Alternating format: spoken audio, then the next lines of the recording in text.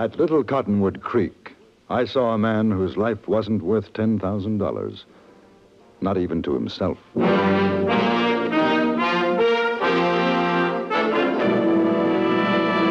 Frontier Gentlemen.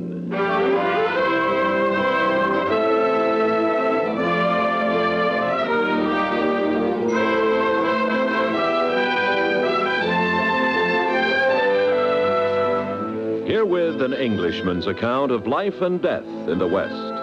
As a reporter for the London Times, he writes his colorful and unusual stories. But as a man with a gun, he lives and becomes a part of the violent years in the new territories. In just a moment, we will bring you this latest report from the Frontier Gentlemen. Do you like color in your news? Do you want the sidelights and the inside stories on the day's headlines? Then the program for you is The World Tonight, broadcast 7 nights a week on most of the CBS radio stations. The World Tonight is the program that gives you the plus features in the news, the inside stories, the interesting interviews with personalities in the news, and the vital record testimony from important hearings and investigations.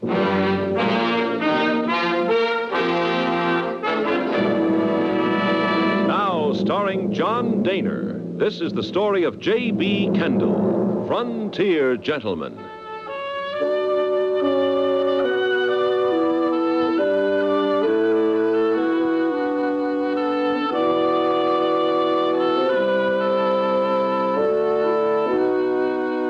It has been my intention to send these reports to the London Times in normal sequence.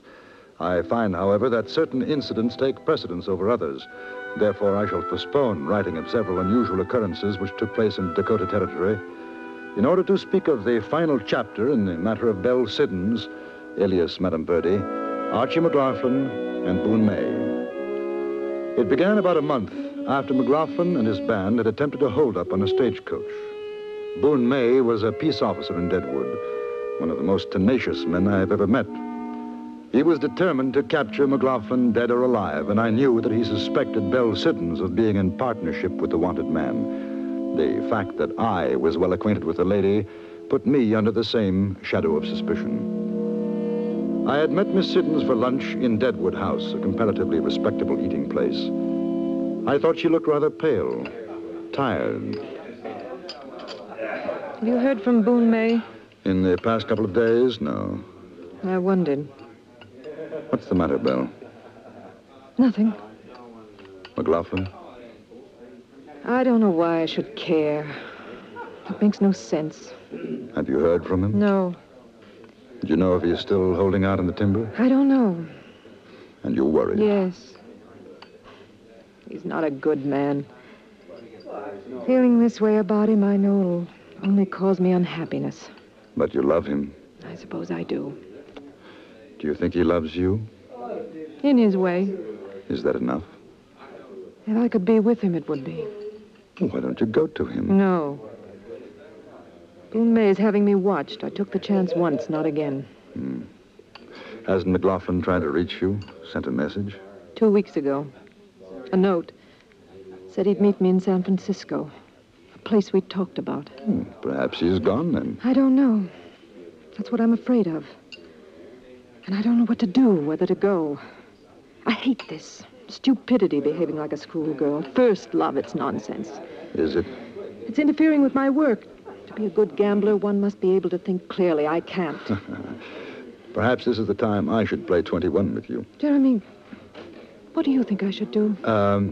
At this moment, look pleasant and unworried. Good afternoon, madam.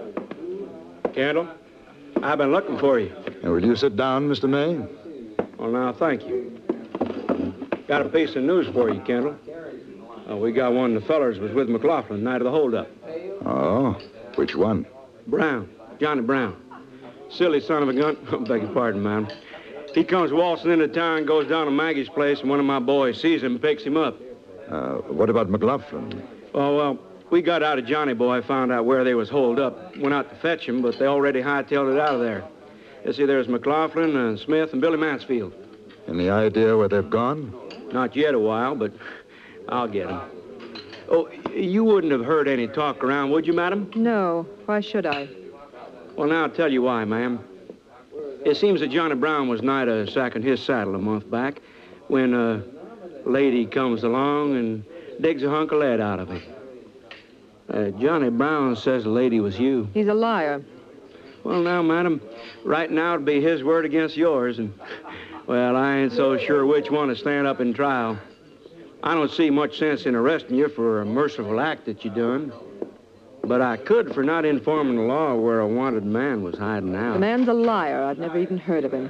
Now, he says different, but it ain't worth arguing. Now, this Johnny Brown, he done a lot of talking. And he figures McLaughlin's going to pick up the buried loot he's been collecting, and he'll be heading for San Francisco. Johnny says he's got a lady friend in San Francisco. You ever hear tell of such a thing, madam? Mr. McLaughlin never confided in me to that extent. Well, now, I thought maybe he had. You and him being kind of close. What do you think, Kendall?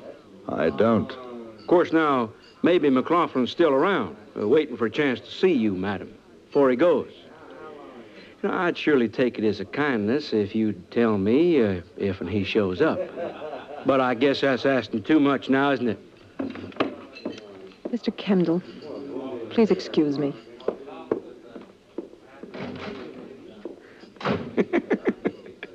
That there was a mean, mad woman. And you blame her? You know the way she feels about McLaughlin. Well, sure I do. I just want to see how she'd take the news. Oh, you've tried that before. You know what? There's a fact, Kendall. Except in maybe you noticed that I had better luck this time. You still think she's working with McLaughlin? I tell you she's not. Well, she's his woman. She already broke the law going to him when he asked her to take the bullet out of Brown. You went too, Kendall. You knew? I told you that there Johnny Brown, he talked like a Texan. If I was mine to, you know I could arrest you for that. I imagine you could. I just kind of figured that you and me thought together. Now, why didn't you tell me you was with her when she went out to fix up that Johnny Brown? 2 reasons. First, I'm a newspaper correspondent. It was my job. I wanted to protect my story. Ain't your job to protect outlaws, is it? No. But I gave my word. That's the second reason. 2 of the men wanted to make trouble. They weren't going to let us leave the shack that night. Might have come to shooting. I don't condone what McLaughlin's done. I don't like what he is. But Madame Birdie could have been killed if he hadn't taken our side. That's why I gave my word. You know, that word of yours, that broke the law. Yeah, it's a good thing, Kendall, that I got a liking for you. Because, you know, if and I didn't, I could have you making hair bridles for the next 5 years. Long sentence. Yeah. Now, that McLaughlin, he got maybe $10,000 or better cast away somewheres. It's company money he stole in gold. You know, I got to get it back. Now, if I can get the money along with McLaughlin, that there'd be a real good thing. Savvy? I gather that either Madame Birdie or I am supposed to know where it's hidden. Yeah. I don't. I doubt whether she does. Well, might be you don't. I ain't so sure about her. Tell me, was that true about McLaughlin going to San Francisco? That's what Johnny Brown says. Of course, now, I don't figure he'll ever make it.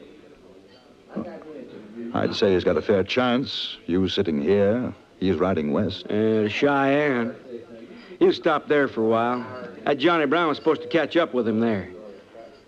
And Johnny won't, but I will. Would you mind taking the longest ride with me, Kendall? You see, that way you can do a writing chore and I can keep an eye on you. You afraid I'd tell her where we're going? Wouldn't you? Probably. That's what I mean. Come on.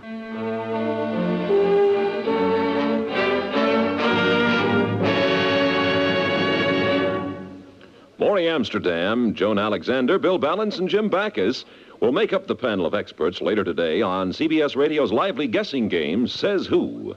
What makes the prospect so pleasing is the fact that this famous foursome, taken one at a time or collectively, are all people of high good humor and wit. For fun and excitement, join them on CBS Radio later today as most of these same stations present Says Who.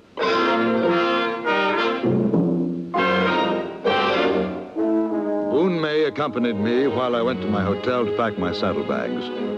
And an hour later, we took the stage out of Deadwood for Cheyenne in Wyoming Territory.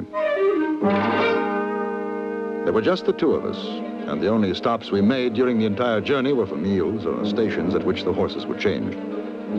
But in spite of his precautions, Boone May hadn't counted on Madame Verdi.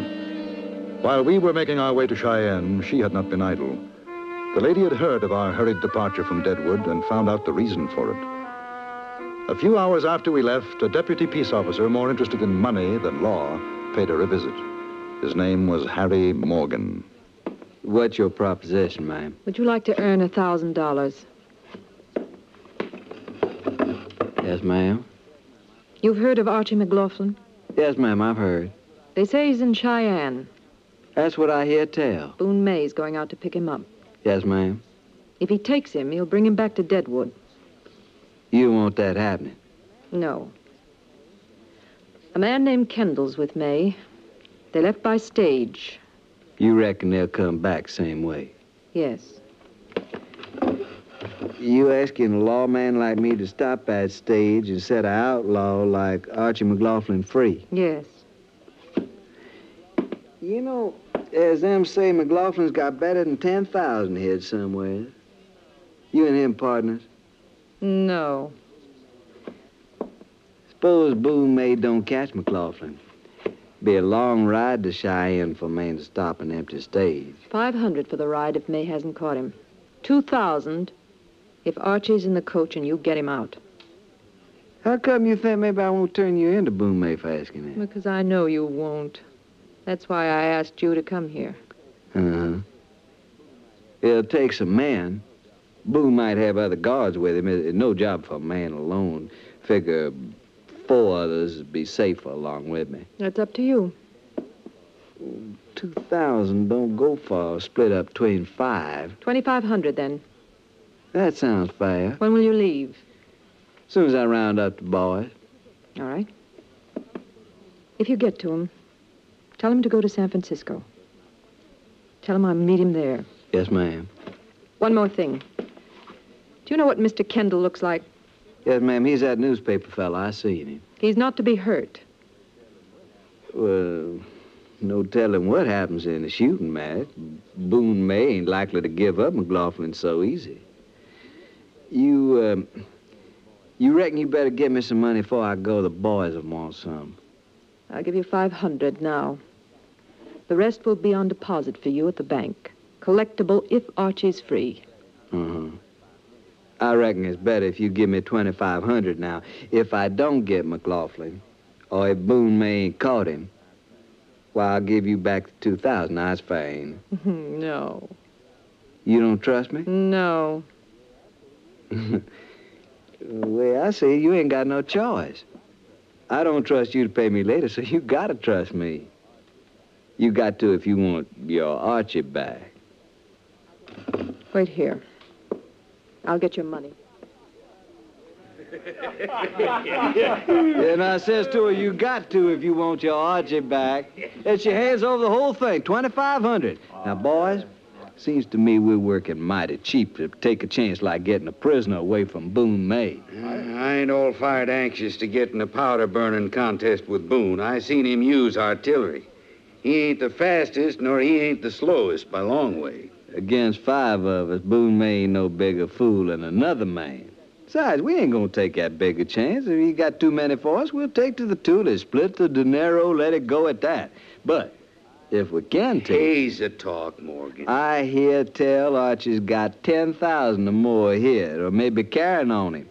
Now, that's worth saving any man for. Any man? 10,000. Which, along with his 2,500, makes fair fighting wages.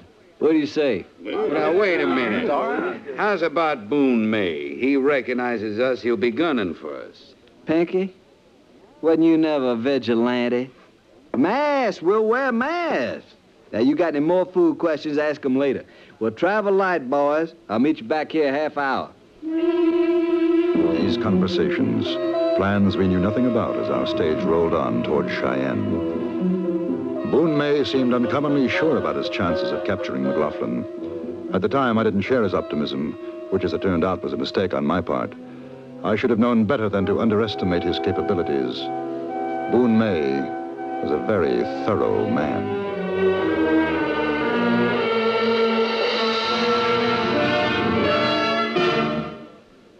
A gentleman of sentiment, our man about music is Mitch Miller on CBS Radio. Sunday evenings, he gathers unto himself a group of show folks of equal sentiment and talent for a bull session on the trade. Mitch and his friends do their talking right before CBS Radio's microphones, where everyone can hear them. Tonight and every Sunday, over most of these stations, get the inside story on show business from The Mitch Miller Show.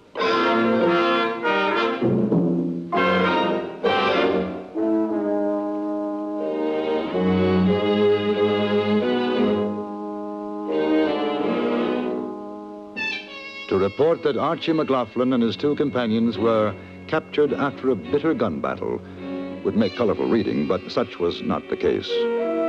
When we arrived in Cheyenne, the men were already in custody of the Cheyenne Marshal.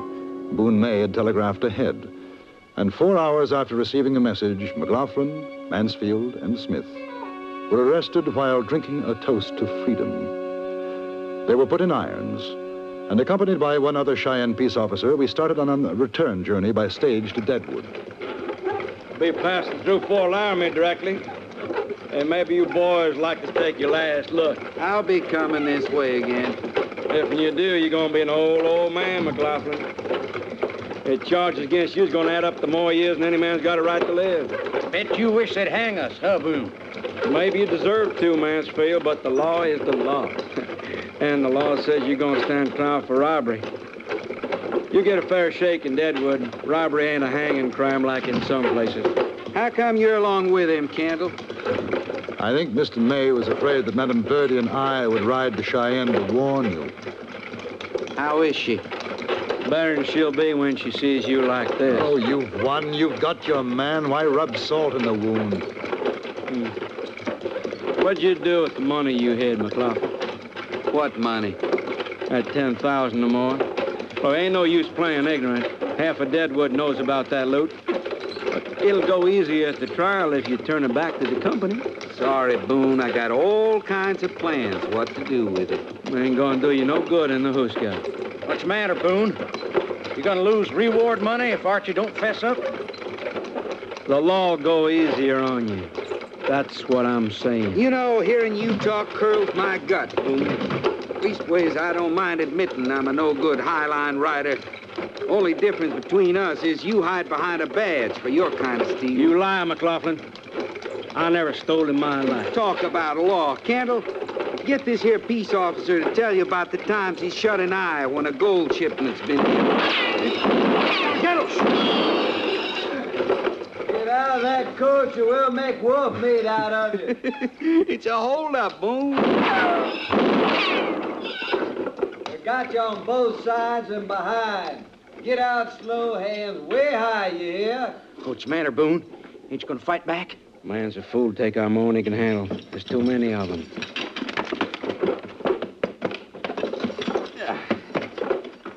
Well, I'm right glad to see you boys. Archie McLaughlin's the name. This here's Boone May, peace officer in Deadwood, taking me and my pals in. You're Boone May, huh? That's right. Hanky, take your gun. Sure.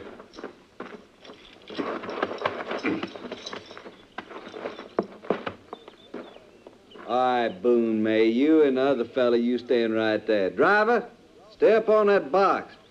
You, McLaughlin, the other two, get over here under the tree. Don't seem like no proper hold-up to me. I have an idea it isn't. That's just fine, McLaughlin. That feller's voice. Now, we ain't gonna waste time. I swear I heard it who before. might be coming along the trail. Couple you boys get that rope over that limb yonder. A necktie party for Boone May? You won't see no weeping from me, mister. You ain't got it straight, McLaughlin. It's like this. We're vigilantes, see? Law and order, that's us. Now, we know all about you. We know what you done, why you're going back to Deadwood. But we figure it ain't right you should get off without paying for your sins. So, McLaughlin, if you're carrying that $10,000 or whatever, you hand it over right now. I ain't carrying nothing. Boone, may you take it off him? No, he never had it. Now, look, you want to help the law, that's just fine, but that ain't the way... Boone. Where's his head, McLaughlin? No use asking, mister. Archie ain't gonna do you no good, Dad. Not much sense you fellas getting strung up on account of him. You won't tell us? We don't know. How's about it, McLaughlin? Go ahead, hang me. I ain't giving you nothing. You figure maybe we don't mean business? You, what's your name? Smith. Jack Smith. You got a prayer? Say it. Archie, tell him. Archie. Oh, my God. That's murder. Murder, you can't do that. I done it, Boone May. You won't be next. Now, you see, McLaughlin? Now you know, 'cause you seen I ain't no flannel mouth. Now, I ask you, where's that money hid? Oh, go. You tell him, Arch. You gotta tell. There's no call for us to get murdered on account of money. What good's it? What good, Arch? Tell him. All right, boys, get the rope round his neck. No. Take that one first. No, Arch, tell him. Tell us, please. It ain't my fault. I tell You telling McLaughlin? Don't do it. That's a spit you wish you had in your throat by and by, please. mister. String him up. Don't.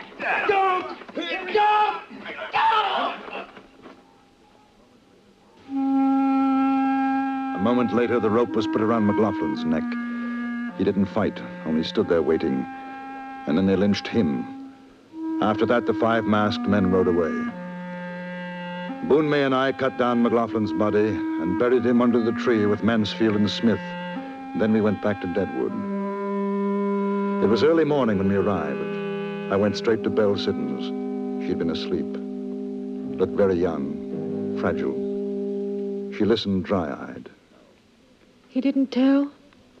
No. He should have. I wish he had. It was my fault. I wanted to help him. You knew what was going to happen? Those men? I sent them. I killed him. Please. Go away. Yes. I'm sorry.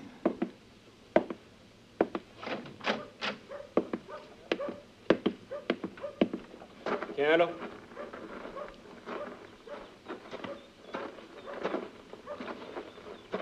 You tell him? Yes. Oh, that's good. Oh, I'm glad you did. A fellow like you knows how to do a thing like that. Yes, I'm very good at things like that. Well, how about a drink? I could use one after the ride. No, thanks. Oh. Well, I'll see you. Cattle? She say anything about where the money was hid? No. Nothing. Yeah. Too bad. So long.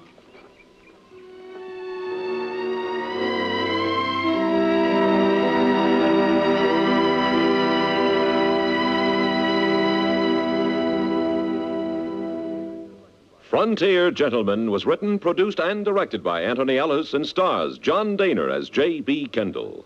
Featured in the cast were Jack Crucian, Gene Lansworth, Harry Bartell, Richard Perkins, and Jack Moyles.